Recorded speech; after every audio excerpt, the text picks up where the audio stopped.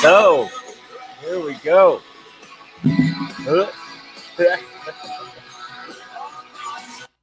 Welcome to the first official videocast, podcast, whatever you want to call this, live stream of Undergroundopolis tonight. And I'm winging my way through this. I'm very new at it. And I hope you all enjoy this. We'll get right to it. I've been doing this little thing called This Week in Music History last few weeks, and people have enjoyed it. I won't take too long. We'll get right to the interview process pretty quick. All right. This Week in Music History. 1966, David Jones changed his name to David Bowie to avoid confusion with Davy Jones of the Monkees.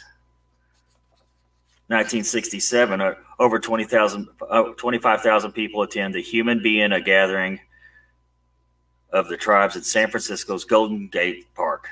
The event was a forerunner of major outdoor rock concerts and featured Grateful Dead, Jefferson Airplane, Quicksilver Messenger Service, and Big Brother and the Holding Company. 1970, Diana Ross made her last appearance with the Supremes at the Frontier Hotel in Las Vegas. During the show, Diana introduced her replacement, Gene Terrell. And if you have a beer or anything while you're watching it, I like to do this thing. It's called a social. It's where everybody drinks at the same time. So, social.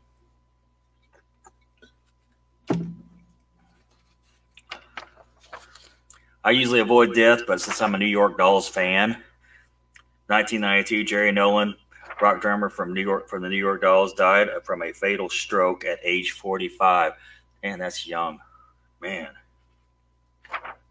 1968, Johnny Cash played a show which was recorded for his forthcoming live album at Folsom Prison near Sacramento, California, in front of 2,000 inmates. And record companies told him that was crap. That was a crap idea. You just can't listen to those record companies, Jesus. Let's see. We'll save that one to. We'll save that one to last, or second to last. I like those my two favorites.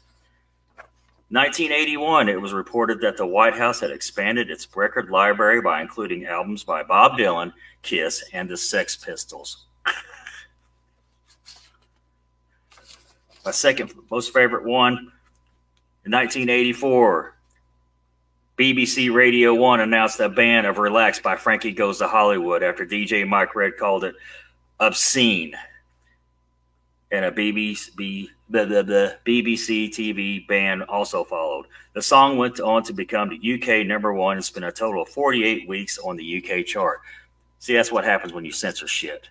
You know, we tried it here with PMRC and all. Talk about the all-time backfires. And my favorite. Last one, my favorite.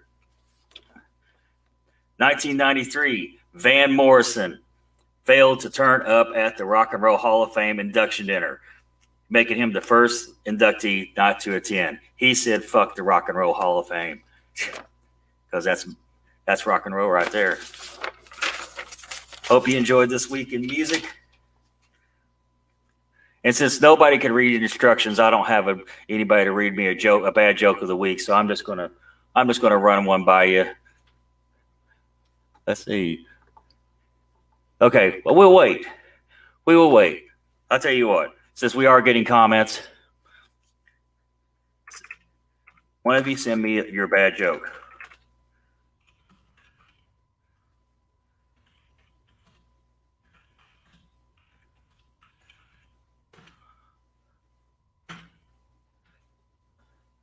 But we'll just wait. We'll get right on to. We'll just go ahead and bring in our guest. Well, hello. Hey, listen to that voice. Such a great voice, man. Cocoon. Tell us your name, your band name, and where you're from. My name is David Goad. My band name is Kali Ra, and I am in San Francisco. Sweet. That's why I brought the one in the music history about the Golden Gate Park. I was like, I'll go ahead and add that in there. You probably know about it, probably sick of hearing it. It's a nice touch. I appreciate it. It makes my boots well with pride. Man, I've been listening to Cocoon all week, and if you guys can get it, you can listen to it on Spotify. It's a great album. You've gotten several comments on what I've shared, and I've really. But man, did you hire an orchestra for Shine? Actually, no. I didn't start working with real orchestra players until our last album, which was released in 2020, and that is The Monarch.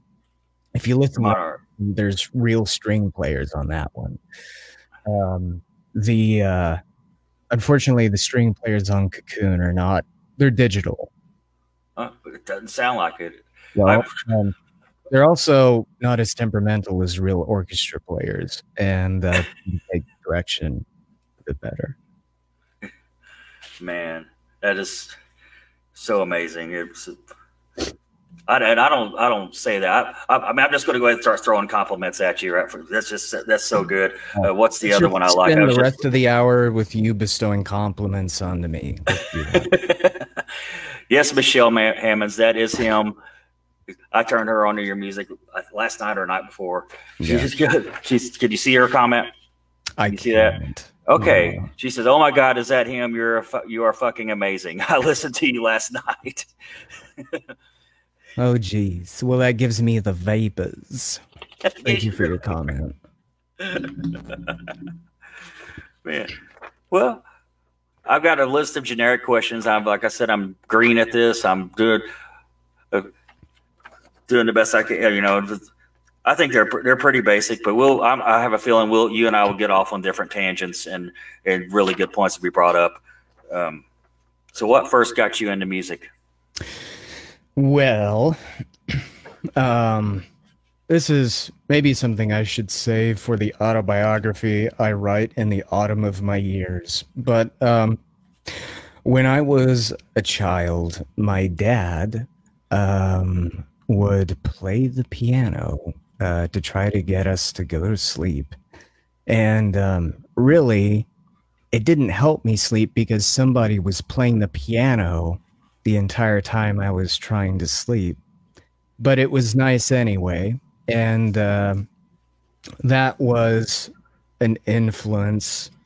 Later, fast forward to my teenage years, I become rebellious and I get into the punk rock and post-punk and goth and new wave and 70s glam stuff like David Bowie and all of that. And I see them performing and do the artistry behind it and everything. And I start going to shows, and the culmination of all of the musical influences prior up to that point, plus what I was experiencing then, kind of motivated me to want to do it, to become a performer and musician. I could see you with a totally elaborate stage show. I could see just by listening and all. It's like I could see just. There's some pictures of me online, performance pictures where I'm like upside down, or I've broken something, or I'm making some kind of mess on stage. So I get up to antics. Making a mess on stage like Iggy Pop, maybe, or maybe not that bad. Well, I've never shown my genitals on stage, and I think it's because I just don't think anybody's going to put up the bail if I go to jail for that. So. Maybe you can run fast. I'm lean. I'm spindly. I could be fast. How would you describe the music you typically create? Don't you hate that question? I hate that question when I get. I'm gonna remove that question. Well, it's a generic question, but I mean, you know, it gives me an opportunity to tell the listener what to expect. So it's kind of a good sales question for me. Yeah, it is. So obviously my music's densely orchestral, but there's electronic elements. And I combine that with acoustic elements and other electric elements. I like a lot of textures. You know, there are obvious influences from post-punk and punk rock, glam, new wave, but also electronica, funk, neo, R&B, future funk, soul music, even a little hip hop in there, jazz. Um, there's tons of different influences on the music. So it's my earlier stuff definitely sounds more goth industrial, but as I'm developing as an artist, you could probably notice that it becomes more diverse stylistically. Awesome. Let's see. What is your creative process like? Well, first thing I do is I make sure that everybody clears the apartment, and I turn off all the lights, and I have this pile of lumber in my living room, and I just take a board at a time, and I keep beating myself and crying until I get an idea. And sometimes I pass out before I get an idea, so it takes a while. But when I do get an idea, I will get to my station, which is where I'm sitting now, and try to quickly record the idea. Before you forget it. Yes, before I forget it. And what I'll do is I'll make appointments for myself to come back to my station and sit down and flesh out ideas or to write lyrics or whatever. But creativity tends to have its own autonomy, and I could be driving or doing something where I'm unable to stop and record the idea in a conventional sense. So, you know, I just take the ideas out of the ether as they appear and try to implant them somewhere until I can make them grow later.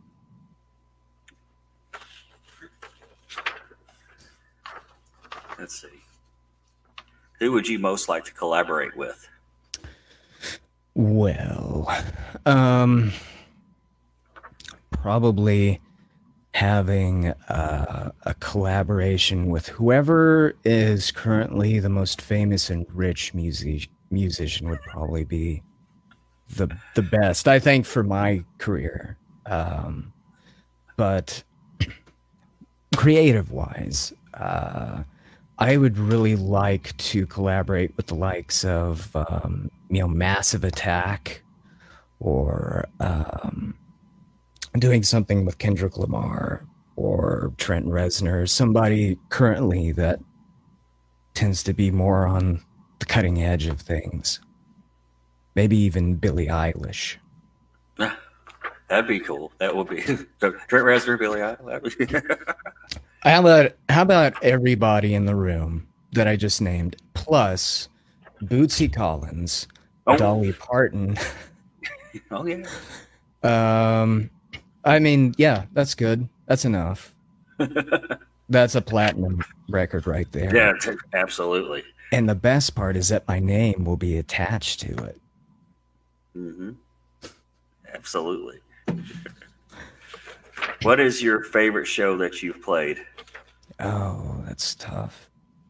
I've played a lot of festivals. And the thing with festivals is that it's a great way to connect with your audience and to play to a large, cross-section of people. It's blanket marketing, really. So I love playing for the crowds and stuff and having the big sound system and it being loud and everything. But the other half of that, of course, is the logistics are a nightmare doing festivals, traveling and getting all the stuff together and all of that. Adversely, playing dive bars or punk bars or whatever is great. You may not have that same kind of audience, but the energy is great. It's more intimate, even intimate enough where you can literally smell each individual person in the room. Especially if they did it on the road. Honestly, though, it doesn't really smell any different than the van we just crawled out of. Right. The downside of that of course, is, you know, the pay and the toll that it takes doing a tour of just those kinds of shows. So there's good and bad for everything. It's hard for me to think of a particular one. Like, I've played South by Southwest and opened for some bigger name people, and all of those experiences were great, but they're, you know, perfect. I don't know how to answer that question. I know that's a tough one, but I thought it'd be a good one. And here's the counter question. What was your worst stage experience? Well, you can't narrow that one down to one either. You know, you can't really get away with playing shows for an extended amount of time without doing quite a few bad ones. And I've had some doozies. I'll just relate anecdotally a couple of experiences. One of the first memories of me like kind of bombing it was earlier on in my career, before I learned a lesson about this.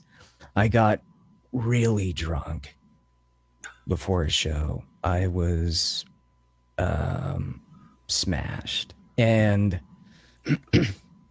I have an energetic stage presence, and I was on the floor. There's like a little dance floor, and I jump off the stage, and I'm on the floor, and I'm spinning around in the audience, and there's a pillar, of course, in the dance floor, and I don't know what possessed it to do this, but it jumps in front of me while I'm trying to dance, and so I smack into it with my face and fall down. So that was dignifying.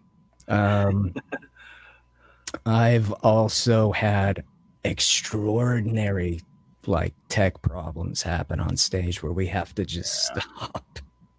Something died entirely, you know, or the sound. I've been the sound guy for one of those. Yeah. Some, you know, a lot of times, to their credit, it's the band's fault somehow. A lot of times. But sometimes it's been the sound system, which is not usually the fault of the sound engineer either. It just depends on the situation. Sometimes the venue doesn't want to cough up the money for something good. You got that one plug that always buzzes. Yes, they won't hire an electrician, and so, you know, nothing is grounded. You go up to the microphone and it's just like shocking your face, you know, and shocking your lips. You just hear like that ground floor hum in every amp. Mm-hmm. Fantastic. You prefer the studio or the stage? To me, they're both completely different. Apples to oranges, really. Or maybe peaches to bananas. But you know, in the studio, for me, it's not equivocal to the live experience. I like layered, textured albums with details, and it's sort of painting a picture and stuff. And with the live shows, I like something, you know, visceral and experiential, and, you know, for the physicality of the thing to be part of it too. And the sound, so I arrange both things differently. I could play the same song that you hear on the record, but I usually arrange it explicitly for live production, so it doesn't sound exactly like the record. To me, it fits the live context better in that way. Let's see. If you could go open a show for any artist, who would it be that you haven't already? Some of them are dead, you know, and that's a bummer. I would have loved to have opened for, well, David Bowie, Prince. But I could definitely do with opening for Depeche Mode or Gary Newman or Nick Cave.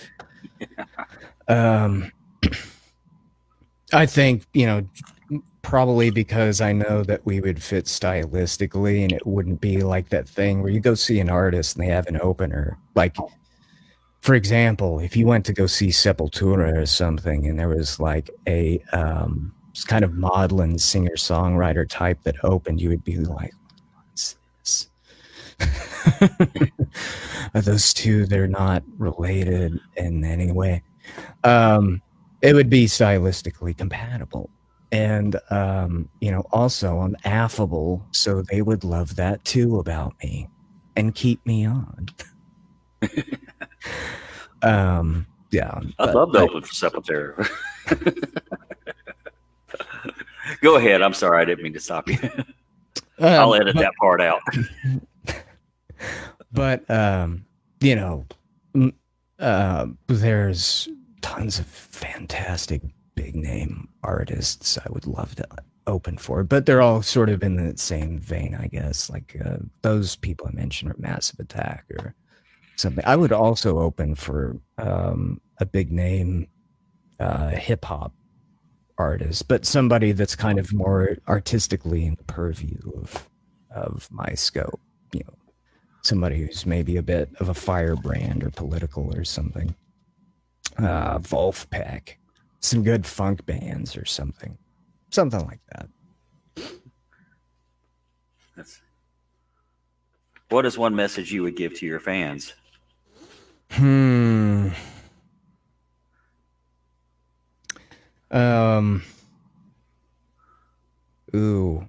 See, this supposes that they would want advice from me, and I don't think they would want that. All right, we can move on.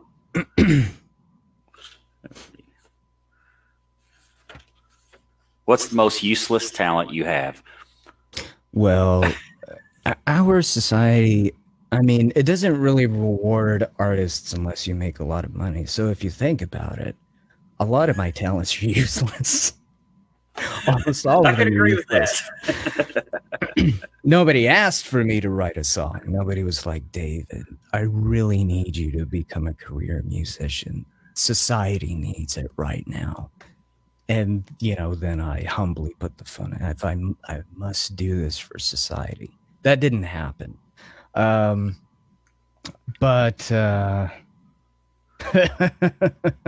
yeah, I guess they're all useless. I have a lot of talents, but they're all useless. Well, when do you plan on dropping Monarch? So on Spotify. It's going to be just streaming. Right. It's on Bandcamp right now.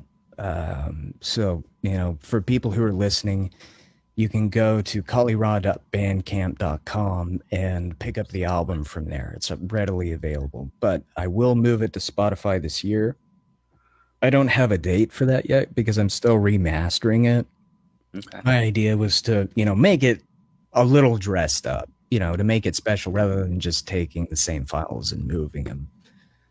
So I'm remastering it. And then I'm also probably going to drop a brand new album this year too.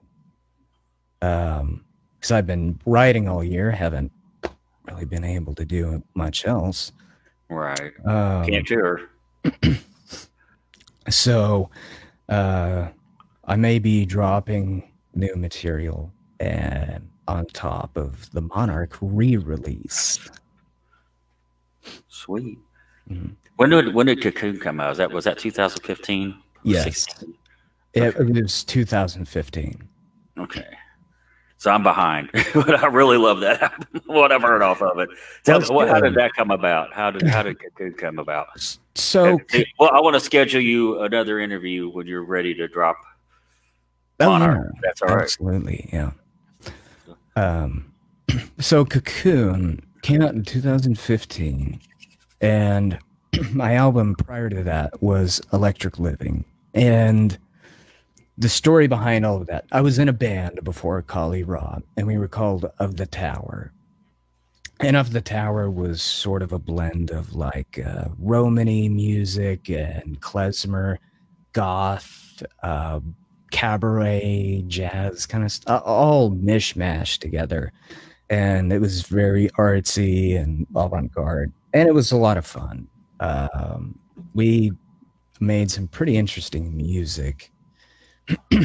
But the band dispersed for creative reasons, and I wanted to keep going with some of the stuff I was writing at that point, and it was in a kind of a different direction, more poppy, and had other influences.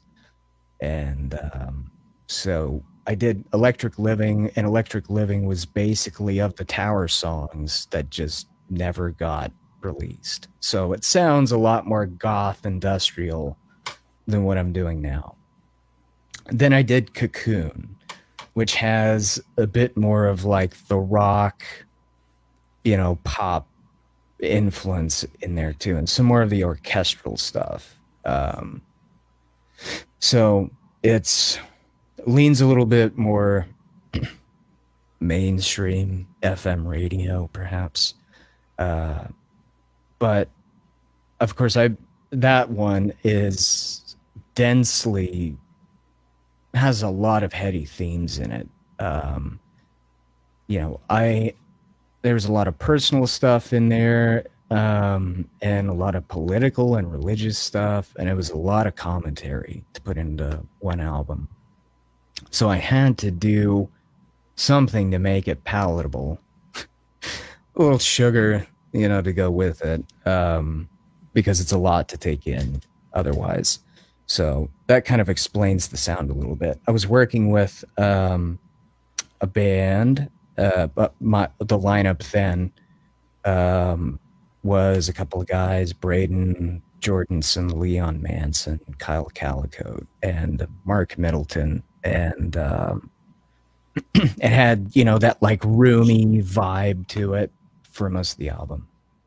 And I'd say that Death Rattle from that album is probably, if I had to pick one, it would probably be that one. That would be my favorite, because recording it was a lot of fun. There was a lot of high energy when we did that. Right. Well, you've already pretty much answered my next question. Well, what's next for you?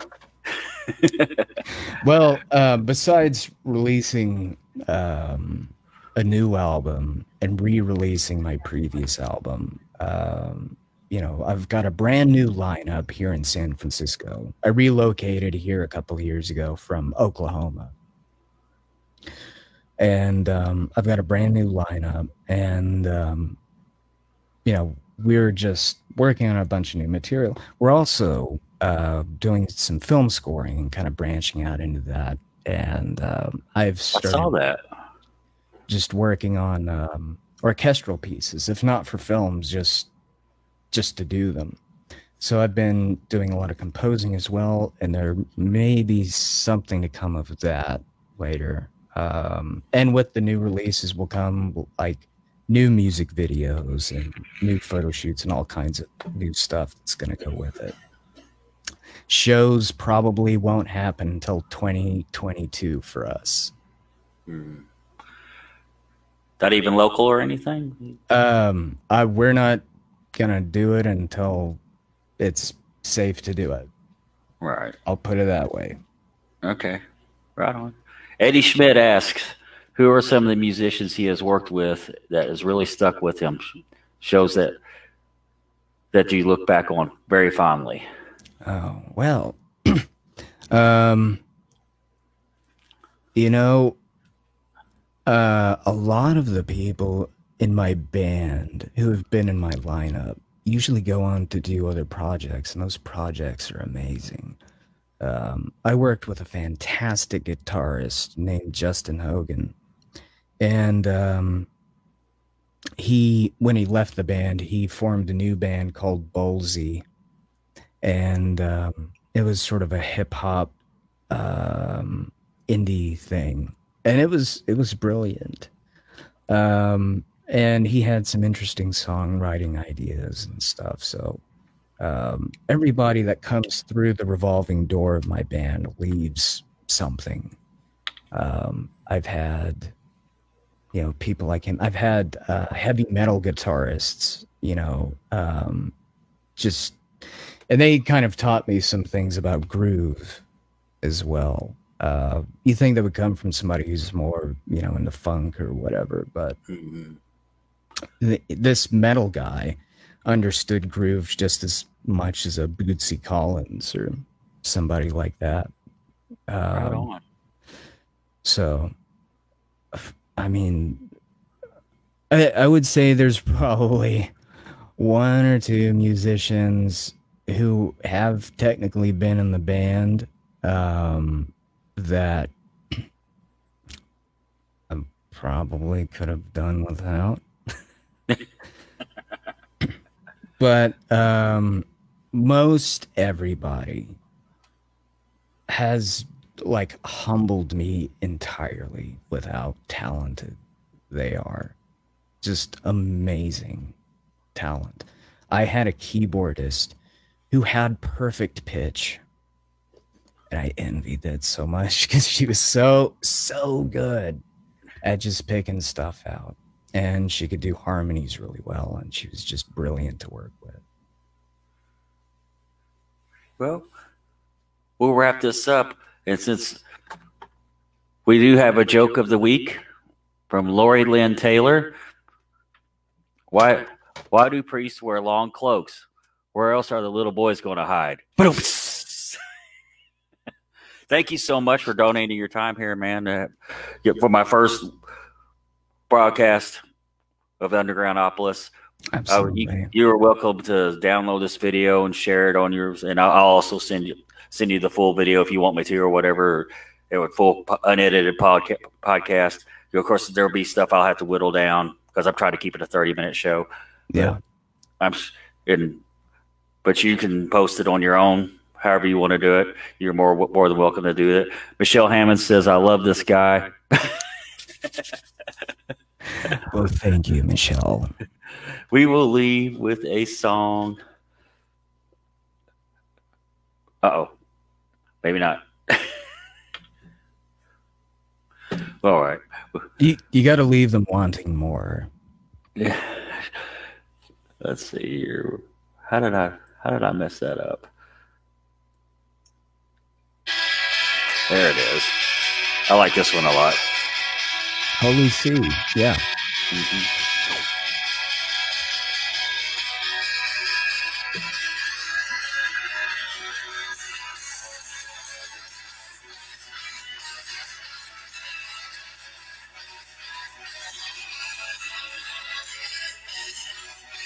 Oh, we'll hear it better here in a second.